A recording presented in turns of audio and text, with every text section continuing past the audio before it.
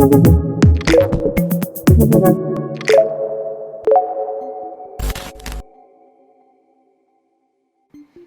everybody and welcome to the Venture Oasis. It's Tuesday, 23rd of June 2020 and I am Khaldoon Tabaza, your host. And this podcast is brought to you by Imina Group, an investment company made up of company builders and venture capitalists with founders' attitude and investors' mindsets.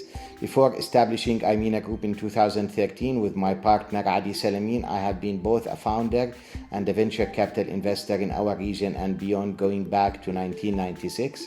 When I started Arabia.com, one of the first venture-backed online businesses in the Arab world, and including co-founding ID Developers in Cairo in 2001, which was the first regionally incorporated venture capital fund.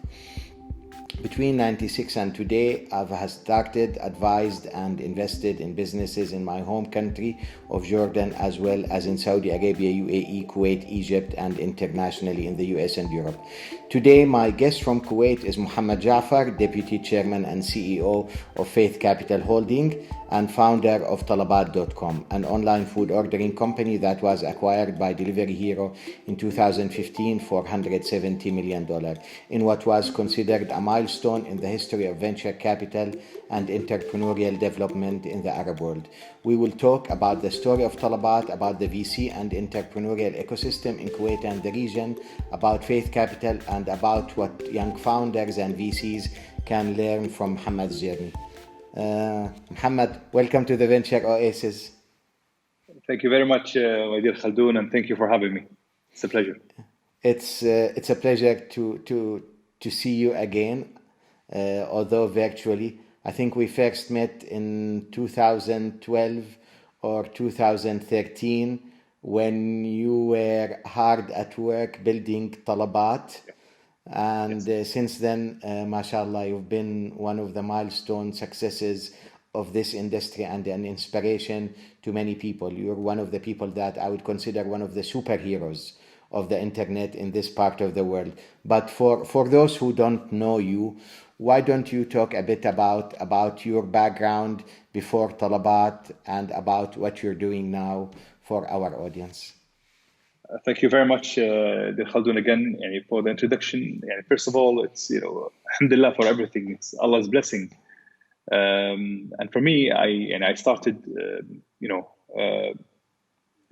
school in the UK. I was in a boarding school there, and then I moved back to Kuwait at a later stage after graduating university. I graduated with an economics degree. Always wanted to have my own business. However, I didn't know how to. So, alhamdulillah, I started my career in corporate banking. And these 4 years I spent in corporate banking in Kuwait really helped me, get a start and understand, the business language. I left. I ventured into the food and beverage space by chance.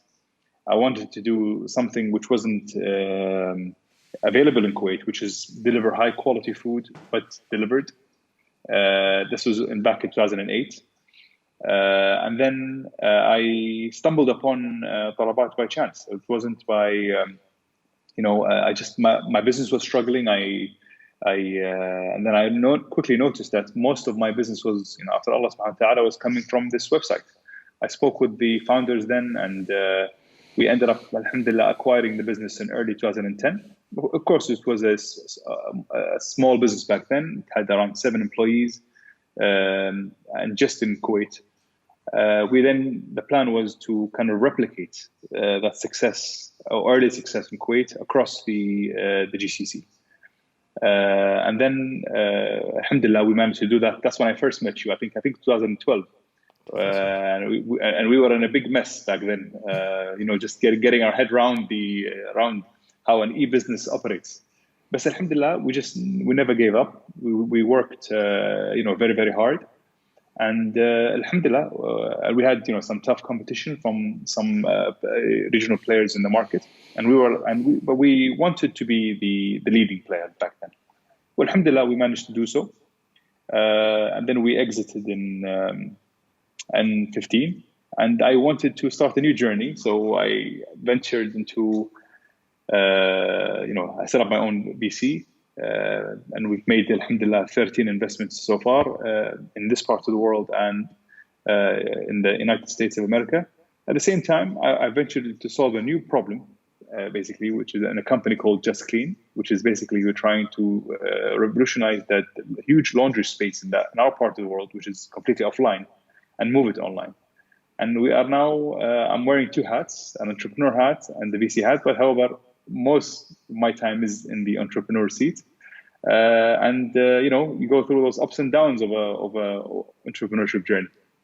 Wonderful, wonderful, Mohammed. So, Mohammed, I want to go back and dig a bit deeper about some of the lessons learned from Talabat, because it's a great story. And, a lot of the times, a startup strength lies in its products, sometimes in its innovative business model, almost all of the times in its founder, and some of the times in the market that it operates in.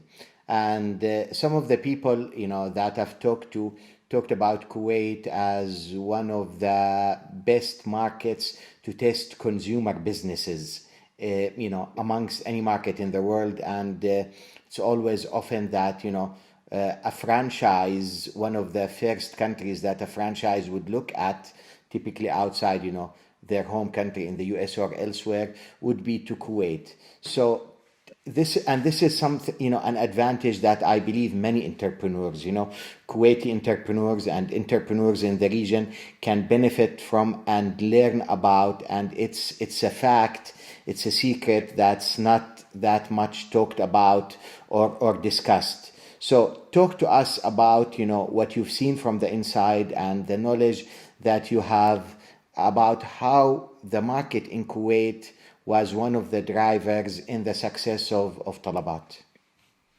For sure. I mean, the purchasing power in not only in Kuwait, in Oman, in the Gulf countries, is very good. Internet penetration rates was also high. Smartphone penetration rates high. And this was not now. This was quite a few years ago. And the question is, the offline market was there already. So the question is, people were used to ordering and food getting delivered to them, but they just used to do it through the telephone. So the question is, what Talabat did? Talabat didn't create anything. All it did is transfer the behavior from one method to another method.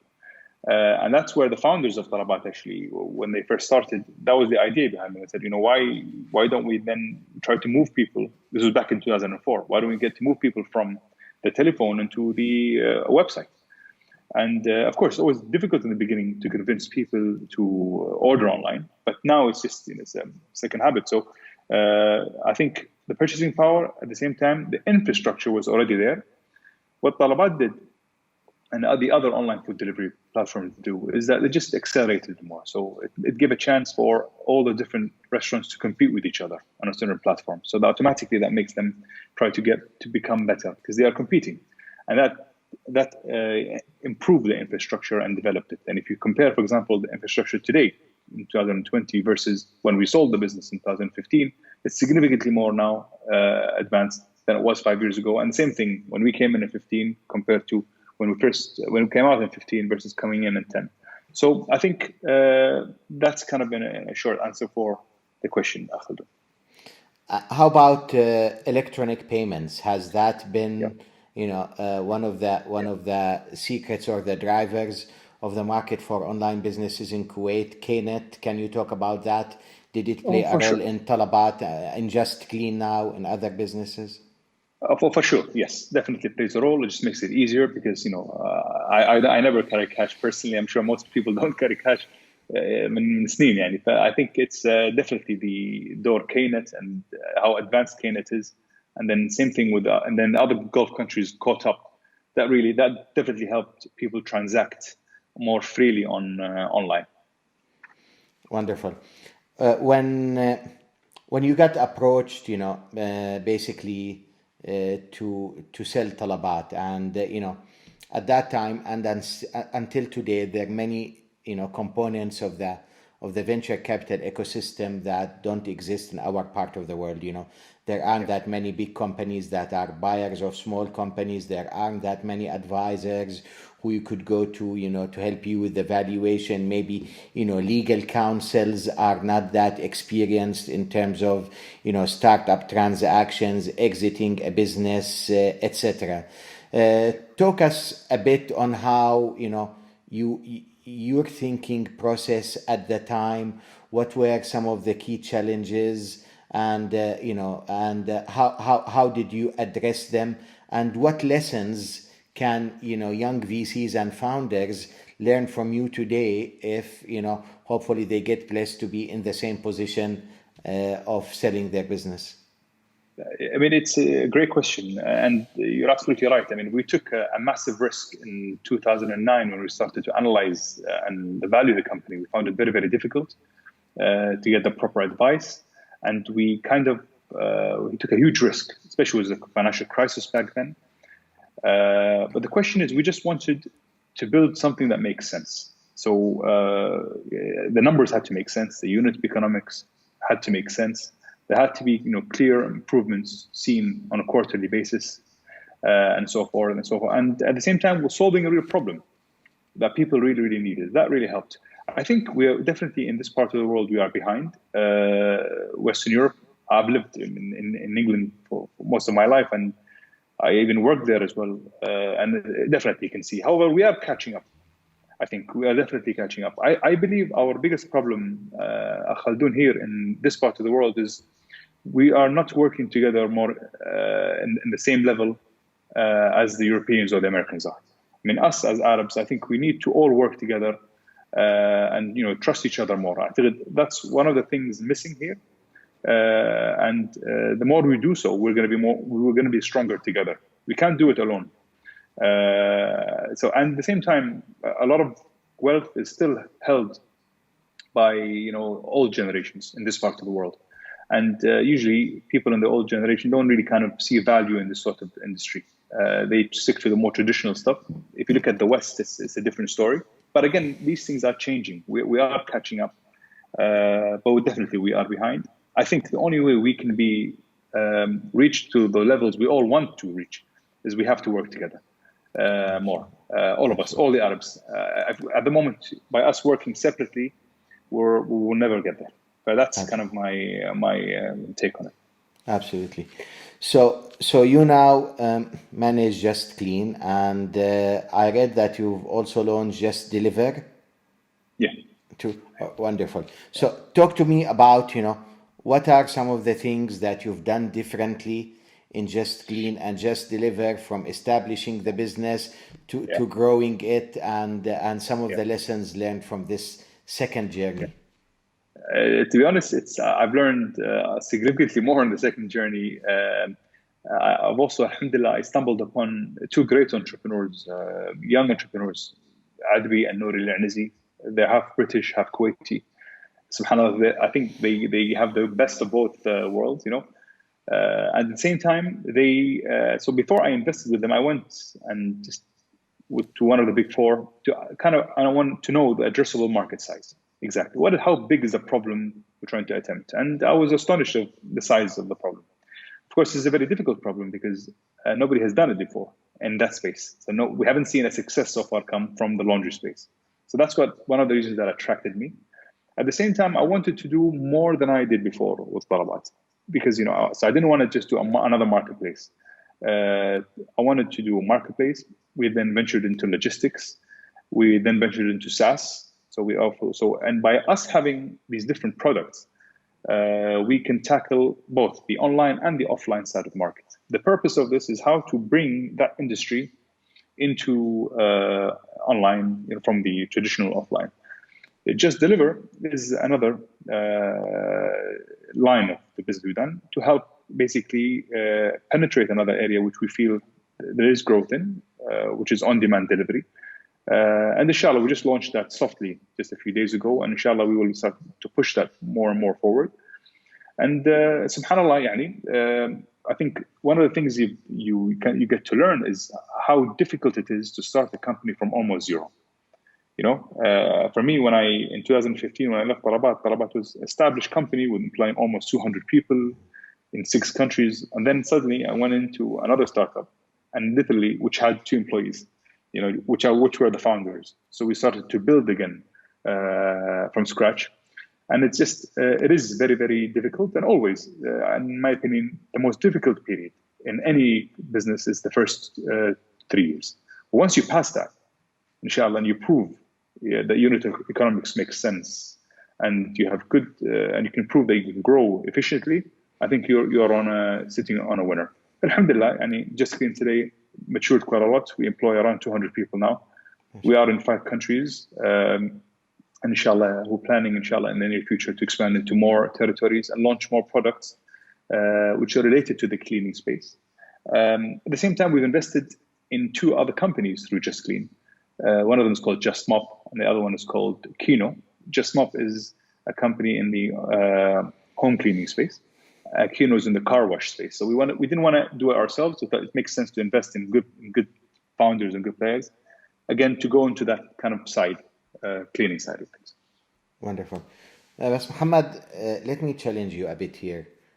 In online food ordering, you have a very strong network effect where basically, more diners or more people who want to order food will go to, the service that has the largest variety, and the new restaurants will go to the service that has the largest amount of users. And this is, a self-reinforcing network effect that eventually lends pricing power to the platform.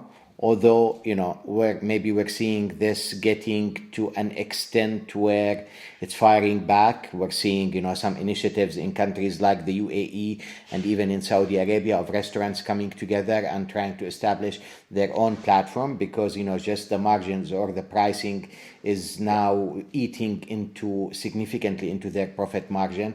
But, no questions asked, online food ordering is one of the greatest business models. Now, when you come to a model, similar to laundry or similar, to cleaning, where basically, the service is more or less commoditized, i.e., you want to get this suit, dry cleaned and pressed, it's the same service that you get from any dry cleaning place. So there is no differentiation between the various providers. And then basically people compete on the margin itself. So, you don't have the network effect power that you have in some of the other online marketplaces, and this could lead to compressing your margins significantly. So how did you address that, and how do you plan to address it? Yeah, it's a great question, and this is what I thought before we invested. I was in online food delivery for 5 years, so I had the data. I knew what was being ordered, order rates, cohorts of food ordering, and so on and so forth. I was surprised to see that, for example, I'll just give you a few statistics about laundries. In Kuwait alone, there's around 950 brands. These 950 brands have around 4,000 branches. So if you look at, there's approximately... those are dry cleaning brands? Yes, 950 okay. different dry cleaning brands. Okay. And these and some of them have more than one branch. Overall, there's around 4,000 branches in the Gulf. You're talking about بالدول الخليج الستة. There's around 50,000 branches. You can imagine. So basically, by us, and most of them are offline. In terms of, they use pen and paper to manage their businesses. So by us offering SaaS, for example, we get to move them into our systems. So that's one side of the business. When it comes to the laundries, different categories. You have really expensive high-end ones, good ones, medium ones, and then cheaper ones. And you'll be surprised, a lot of people don't mind. They want the cheaper option, so they end up using the cheaper ones. Some people don't. They want to use the high-end ones. At the same time, the laundries, you can send anything to the laundry, from clothes to carpets to things you have in the house. And you'll be surprised how these, even sometimes these small laundries, how they cater for different washing. So we all have things in the house that need to be washed, so it's guest sent. At the same time, our clothes in the Gulf are not easy to wash at home. For example, I'm wearing the jishtashi or the qatar agal. It takes time So it's, again, we didn't create the market. The market is already there. All we have done is we trying to move it from offline to online. And so we see, I've been in this business now for the last 3 years. We get to see the cohorts, we get to see the average basket size, and you'll be surprised sometimes if I compare it to the food. In a number of aspects, it's better metrics. But the thing is, people still don't know about it. The people still, when they think of laundry, they think, this is, maybe not a problem not worth solving. So that's our biggest challenge right now. So our biggest challenge is how to show, I see there's a really hot market here. And inshallah, our plan is to be the first ones in it, to succeed out of it. But again, being kind of the first person to do so, or one of the first person to do so, is not easy, because you have to then prove that, listen, this business makes sense, because in the end it has good unit economics and it has good growth figures. So it's actually it's not the same journey as I had before in Talabat, where it's just almost focusing only on how to get people ordering through the app. In Just Clean, we're doing that. At the same time, we're launching different sort of products got to do with cleaning. At the same time, focusing on how to scale our SaaS play business. Wonderful. It's very interesting. I did not know it's a dual-sided marketplace with the SaaS, which is a very, very sticky element. Definitely a wonderful business model. I want to talk, Mohammed, about inshallah, about Just Clean a bit more. And you're both, building the company as well as the investor behind the company. And you started and launched the company, and then you brought in two entrepreneurs, probably co-founders. You brought them into the business to manage the business. This is a model that I truly believe in, because I believe sometimes that not all founders spot the largest opportunities. And I believe that, sometimes de-risking the very early stage of building a company can enable you to bring in great CEOs, great founders, great management team to help you build this company. However, what many sort of, VC/company building platforms have struggled with in the past is how do you balance the entrepreneurial incentive with the basically risk-reward formula for those businesses. So, you've started the company, you've made the investment, nobody needed to go out and raise funding, nobody needed to take a huge risk, but then, you're bringing founders or management team to come help build this company with you. How do you ensure that, those management team that you bring into the platform have the same entrepreneurial drive that a founder who starts a company from scratch would have? Great point. Actually, the business was started by both Ali and Nouri. I invested with them. So I joined them as you can say, a third co-founder investor. All right. But the business, when I came in, it was a small business back then, which was only about 8 months old, and Adbi and Nouri were the only people in that company. Okay. So when I came in, we started to scale. So we started investing in the company and building the team. Great point you highlighted. How do you get the right people with the right entrepreneurial spirit? Well, the real true answer is we got it wrong many times. And the question is, you get people that are very experienced, but they are corporate, and they just can't cut it in a young, fast-growing, business that you have to do, 17, 18 hours a day, every day, So they end up not being able to survive in this sort of environment. So alhamdulillah, subhanallah, hiring the right talent is like getting married. You have to be careful because you want to get the right person inside. You don't want to end up getting the wrong person that could spoil the culture, and we did get it wrong a few times. But that's the whole point. We're gonna get it wrong. We're gonna keep getting it wrong. The question is, how fast do we react when we get it wrong?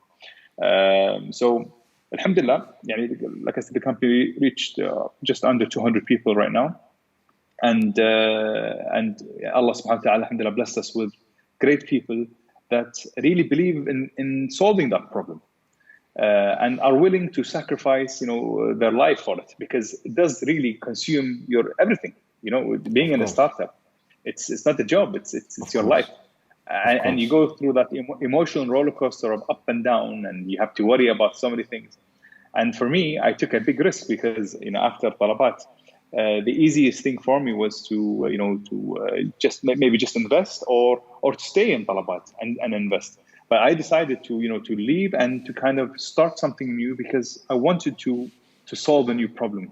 I wanted to do it more than once. So that's for me is something important. I wanted also to show people in other parts of the world, and as Arabs and as Muslims, we can also do it. We can also do things more than once and do it at a bigger the second time around. So definitely the experience and the mistakes I've made previously helped me in this journey. We made lots of mistakes in this journey as well, but we learn and we try to improve, but we closely monitor always numbers.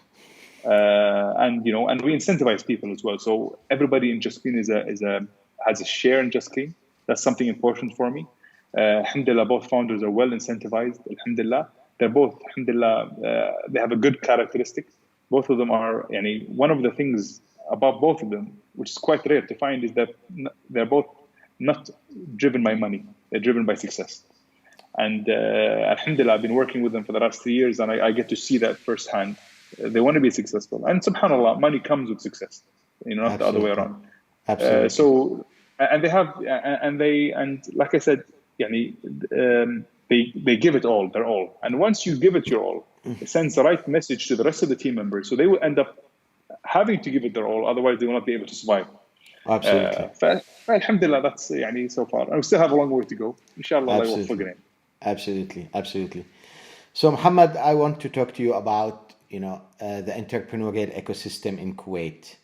I've noted that you've served for a short while on the National SME Fund, which at the time probably was the largest fund of its kind globally, allocating $1 billion to invest in SMEs in Kuwait.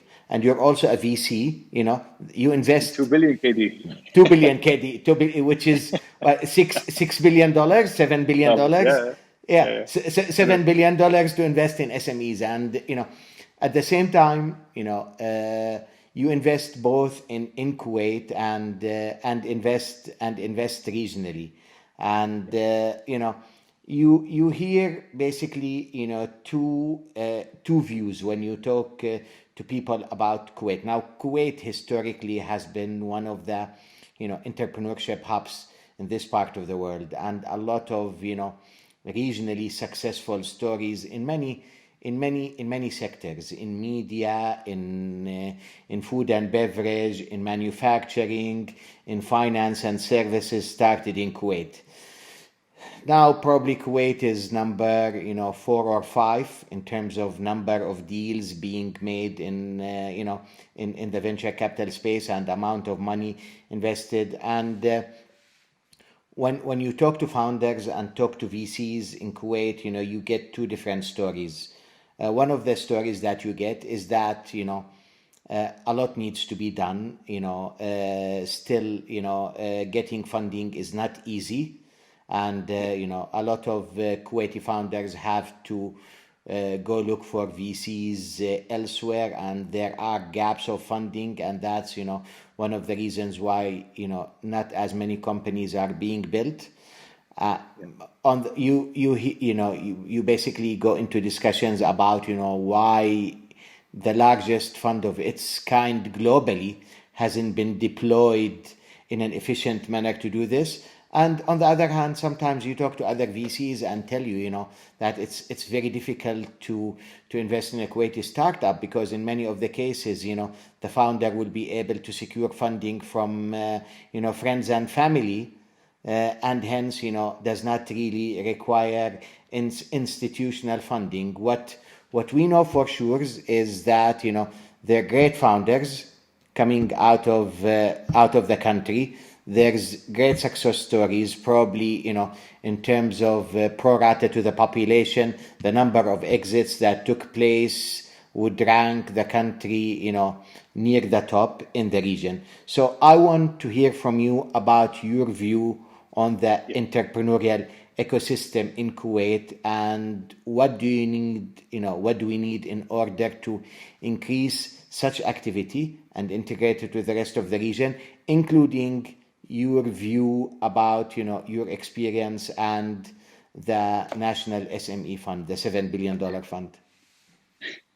I was a board member for 1 year in the National Fund, and I found very, very frustrating.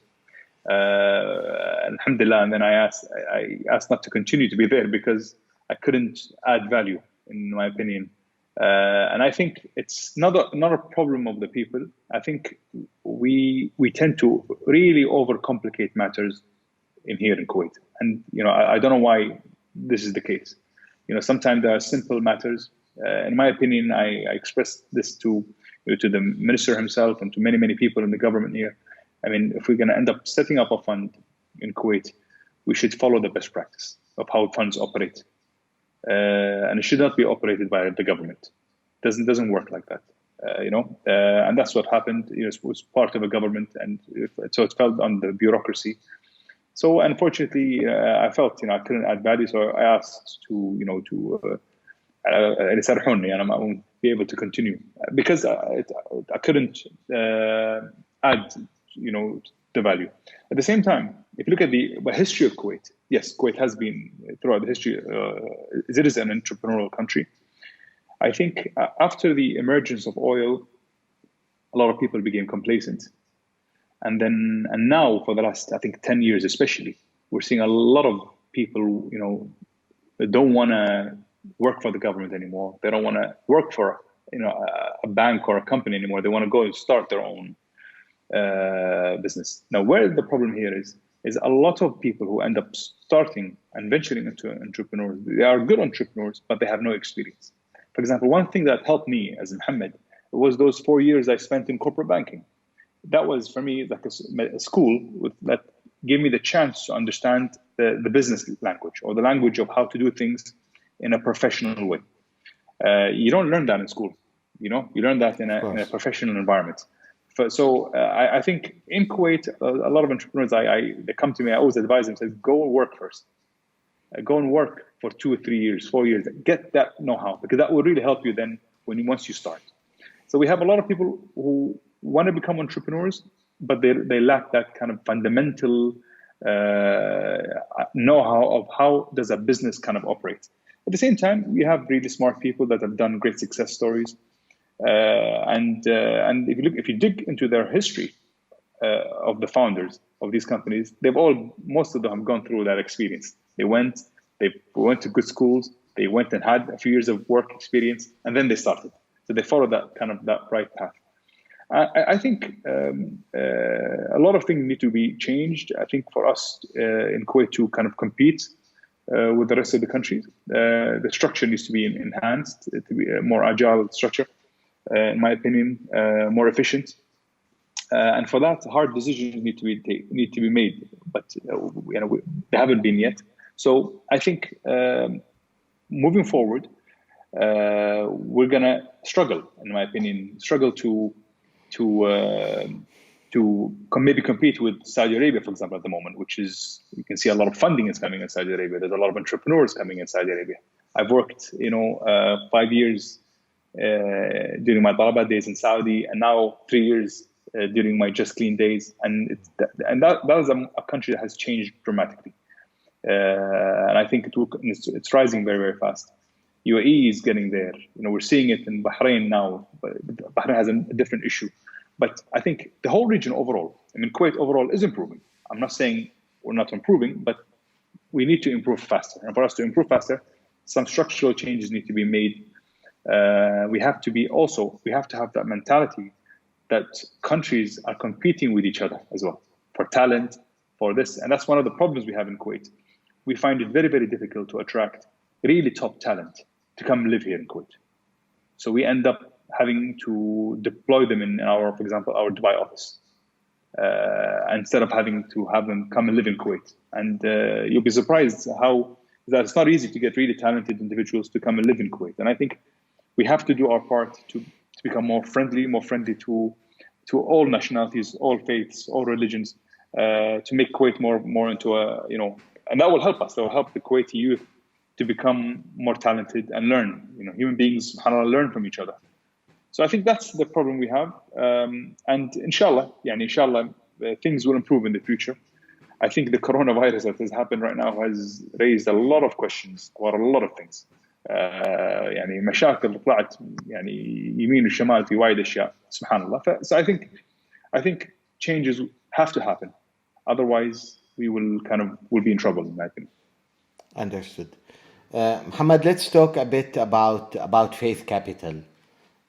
You've invested in 13 startups to date. You've mentioned. Talk to me about the biggest drivers in your portfolio, some of the insights, the businesses you're most excited about, and what are you looking for in terms of new investments that you'd like to make? I mean, we focus heavily on the founder himself and his understanding of numbers and is he a real entrepreneur or he's not a real entrepreneur. We tried to invest in different sectors, so we touched on the flower space, laundry space, SaaS space for restaurants, all kind of spotting fake news space.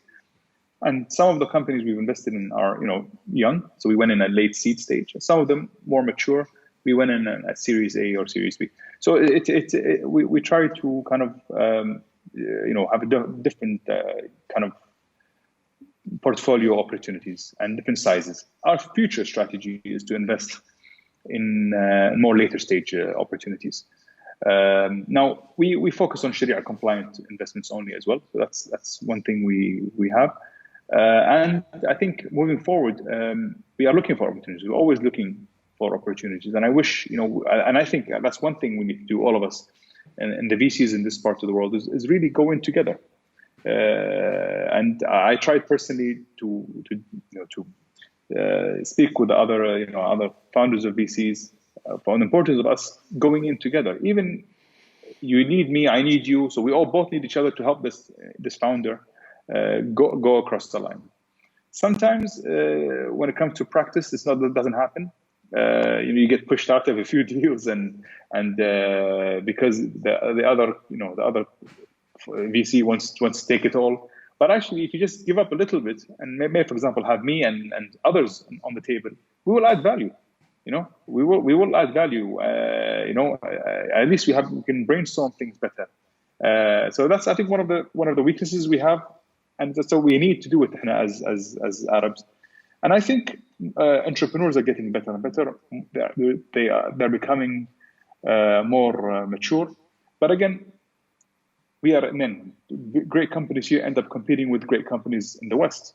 And again, talent. When it comes to talent acquisition, we struggle as a region here compared to other regions of the world to attract the top talent. And I think the moment you start to attract the top talent, that will be one of the main factors to scale to the next level.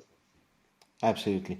So I want to pick up on a few things that you've talked about, Mohammed. One is, you've mentioned that, the best businesses in the region are competing with global businesses. Do you differentiate when you look at investment opportunities between business models that could be successful at a regional level and business models that need the resources and the access and the markets globally? Do you make that differentiation between this is a regional business model and this is a global business model? And do you have, basically any preference to either when you look at opportunities? I'll always like to, for me, I prefer to always back up someone from our part of the world. That's kind of, it's a number one priority for us because we need to support each other. And for me, again, I don't look at, for example, what nationality he is or religion he is, or actually him as a human being. Is he a good human being? Is he a good person? Does he understand? Is he smart? Is he entrepreneurial? We've invested also in other companies, but which are out of this region. But majority of our investments are backing up MENA founders, and I think we'll continue to do so. We'll continue to back MENA founders. I think that's the best hope we have. I think we have to support each other, inshallah. Absolutely. When you invest in a founder, in this part of the world, do you differentiate between founders that have business models that are local/regional, i.e., like online food ordering or Just Clean, etc., or if somebody is coming up, with a software or a technology idea that will compete globally against other well-funded similar competitors globally? Do you make that differentiation and have any special preference? No, we don't. No. Okay. But sometimes, given that the ticket sizes that we come in, and we're a young company, we find it sometimes challenging to go into the really top deals, because for you to get there, you need to have X amount of capital. And for us, we try to deploy our capital given our اللي نحن نقدر عليه. Again, Faith Capital, we don't have any external investors. The investors are us, myself and my family. And inshallah, and also we have to at the same time, and we're also investing a lot in the companies we operate ourselves. For example, your friend Abdul Aziz Al-Ghani, he's managing Flowered. So inshallah, that's doing very well. So we make sure we fund that through all the way. Just Clean. So we kind of we have one side where we invest these two companies. And then we go in at smaller tickets, ranging between $200,000 to $500,000 for the other investments. But when we see something good that is worth it, and we are, and people are happy to have us, we'll do what needs to be done, inshallah, to get there. Wonderful. Mohammed, I also want to pick on another point. You mentioned that Faith Capital is a Sharia compliant investor. And, yes. venture capital is probably one of the purest forms of Sharia compliant investing that can be, because, you're taking full risk, equal risk between you as an investor and the founder. On the other hand, sometimes basically, there are or discussions or a little bit of ambiguity or argument, whether liquidation preferences and preferred rights or reserved matters that are often there and are part of the basic structures and the essence of venture capital, whether they're Sharia compliant or not. So since you present and promote yourself as Sharia compliant investors, talk to me about that part, and if you've talked to scholars about it, what is your view, and how do you address it? That's a great question. We look at, for example, one of the reasons why we ended up leaving Talabat. We had a significant, stake after we sold the company. Was the fact is the company went into, our shares went into the global fund where they owned companies in other parts of the world, and in other parts of the world you could order alcohol, or you can order pork, for example. Now, automatically, that raises the flag. So you're facilitating, for example. But then if you look at it from the other side, that country is only a small portion compared to the food part. So we end up, running it by, certain Muslim scholars in this part of the world, and they say this is not Sharia compliant because you're facilitating, even if it is a 1% in alcohol or pork, for example.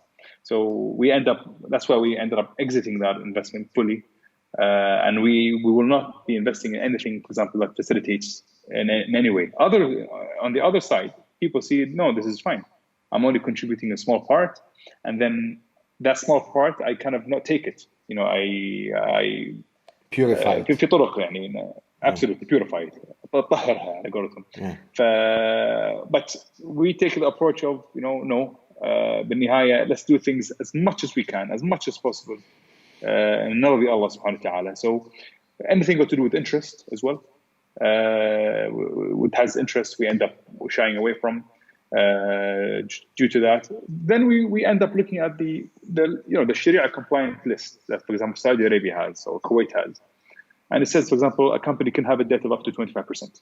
If the debt to equity goes more than 25, it becomes non-Sharia compliant.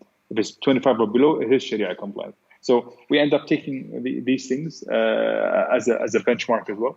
But again, see, people differ. I said with other people, they say, no, I disagree with the way you look at it. If you go down that road, you're never going to make money. You're not going to find out opportunities. The question is, we're trying to prove that. Trying to prove actually, if you do things ethically right and by the book as much as possible, you can still succeed. What's your view on liquidation preferences in specific in the context of Sharia compliant investing? Is that acceptable or? Well, I don't see it as why it should not be acceptable. يعني ما أشوف فيها. بس again إحنا بالنهاية before we take any decision خلدون we run it by 2-3 guys scholars to get their opinion, and then we end up making our decision, because sometimes even the scholars we run it by, they don't know the answer. They simply say, I'm sorry, this is too complicated for me, I don't understand it. So we have to end up I also run things with my father. I mean, he's mashallah a successful businessman himself, so he helps me with to guide me on things. But in general, أي شيء في علامة استفهام, even a little bit, we shy away from, and we try to stick to things that we understand more in. Wonderful. So Mohammed, we're recording this as we're just starting to get out of the quarantine, hopefully, and one of the things that I personally enjoyed, in our lockdown here is the fact, that for the first time in a while, one had a chance to reflect and think and read more and spend more alone time. And one of the questions that I started asking since then, for all of my friends and people that I meet, is what has been the biggest idea that you came up with during the quarantine? So I want to ask you, Mohammed, what's the biggest idea that you came up during the quarantine? Well, Anna, before I answer that question, one of the good things about the quarantine was we get to spend more time with our families. I mean, for me, I travel at least once, sometimes twice a week. So usually in the 7 days, 3 to 4 days, I'm out of Kuwait. And whenever I am in Kuwait, I usually end up I leave the house pretty early in the morning, and around 8:30, 8:45, and I end up coming at home, usually at 10:30, 11 بالليل. فسبحان الله, you just come in, eat and sleep, and you get to miss on your children growing up, or on your wife and things like that. So spending time with your children, it's been alhamdulillah one of the blessings of it. For us, if you think what ideas came, we had a lot of problems to deal with the quarantine, and by having a lot of problems, you really couldn't think of ideas. However, by having these problems, we started to pivot into other things. For example, if you look at the Just Clean bit part, we pivoted into essential cleaning products, sanitization. Now Just Deliver, and alhamdulillah, these products have picked up. Now we don't know whether these products will continue to pick up when things go back to normal. Well, we believe in Just Deliver. Just Deliver, I think that was something we believe will keep picking up. Alhamdulillah. So it forced us to really sit and think hard of how to basically make money when there is suddenly your main line of business has stopped due to the lockdown. Of course. Even though we offer a service that is needed, but simply people couldn't access the service because nobody was allowed to get out of the house, and businesses were forced to be shut. So that's on that side, that really helped us a lot. I think if you look at, for example, on the flowered side, I think they had to also pivot into other things, which alhamdulillah worked well for Abdulaziz and the team and the flower team. So, for example, if you look at their example, they actually did extremely well during the lockdown period, much better than they expected. For us in Just Clean, we actually took a big hit. But alhamdulillah, now we're starting to come back, and alhamdulillah, big recovery has been made in June, and we expect, inshallah, July and the following months for us to go back to our fast-growing month-on-month. So I think it made us think about a lot of things. I think some countries handled the corona situation much better than others, and I think and the last 4 months of my life have been maybe the toughest. Toughest to kind of relaunch new products from scratch again, and trying to not lose anyone as well. We didn't want to let go of any employee in the company, so we kept everyone, even though our business has stopped making revenue for the last few months. We didn't want to let go of anyone, because we felt the moment things go back to open again, we'll have the hands and legs to bounce back, and that's alhamdulillah what's happening now. Of course. And Mohammed, Kuwait has one of the highest office rental rates in the region. So do you expect that, going out of the crisis and, back to normal practice, that, any of your businesses will have more people working from home and, save a little bit on office space? For sure. Definitely. And I believe... if you just look at Kuwait, for example, many people I know have gone out of business already, but they haven't shared that news yet. People here in this part are a little bit shy to say, "No, I didn't do well," and they're not to blame. I think we haven't done enough here to support the local businesses. So I think it's been very, very difficult. So automatically that will reduce your office space.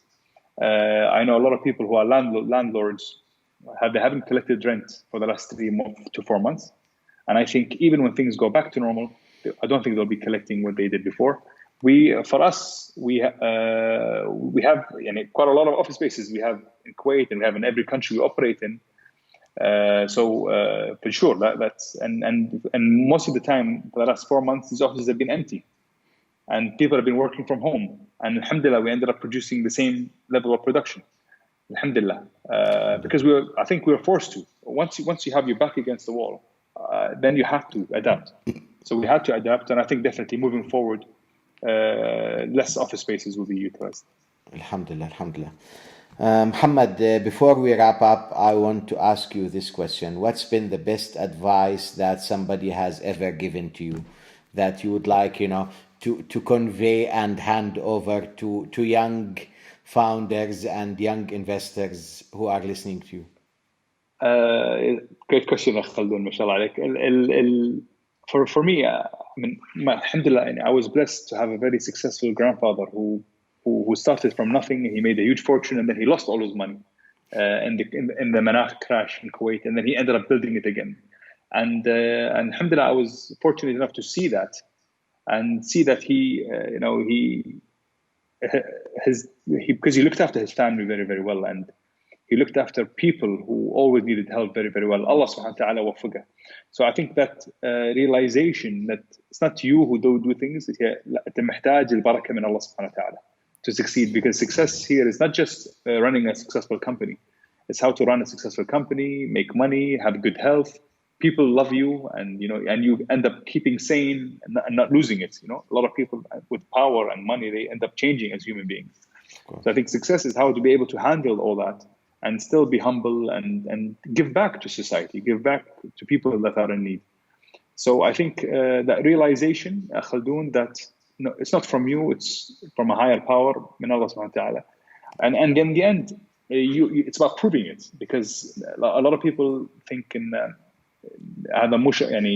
this is not the case. هي شطارة وهي فرص إلى آخره. So for me, I think it's how to prove it, how to show actually لا إنه نجحنا مو عشان مثلا محمد was smart. No, because Muhammad followed سنة رسول عليه الصلاة والسلام. He followed Allah's path as much as possible. Muhammad is not perfect, he makes mistakes, but as much as possible he tries to follow. At the same time, work very, very hard as well. You have to work very hard. You can't sit back and only pray. These things have to go hand in hand together, and showing the rest of the world that احنا as Arab we can do it. And for me, this is something we have to do. Inshallah, we end up doing it. Inshallah. Of course. Mohammed, thank you so much for your time. you're a superhero for founders and investors. Your story is inspiring, and we hope that young VCs and young founders and students and everybody who aspires to build success in this part of the world listens to what you've said and benefits from your story. Thank you so much for your time. شكرا أخ خلدون. It's been a real pleasure صراحة speaking with you. I really enjoyed it, and inshallah I get to visit you in Jordan soon. Inshallah. You're welcome anytime, my friend. Thank you so much. Allah يطول عمرك. Thank you so much.